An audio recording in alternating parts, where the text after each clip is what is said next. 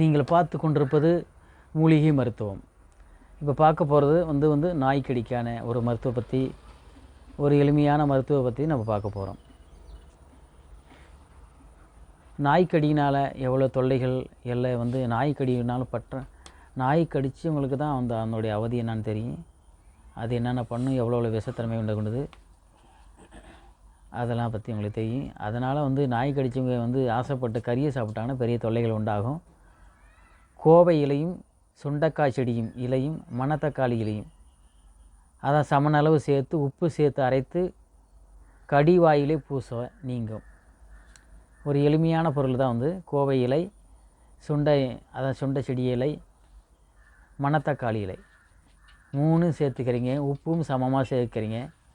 இதேமாரி என்ன பண்ணும், ஆகியவற்றை அரைத்து கடிவாயில் பூசணும்.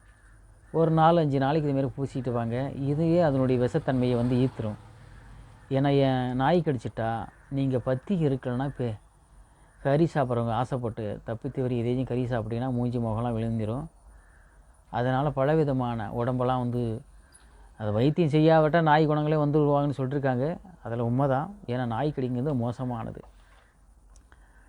அதனால் இந்த நம்முடைய அரசு மருத்துவமனையில் கூட இதுக்குள்ளதான நல்ல ஊசிகளாக இருக்குது. நீங்கள் அதுவும் போட்டுக்குங்க.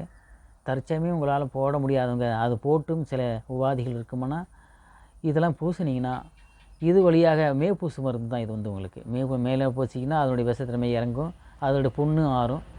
ஒரு எளிமையான ஒரு மருத்துவம் தான். பார்த்து இதை பயனடையுங்க.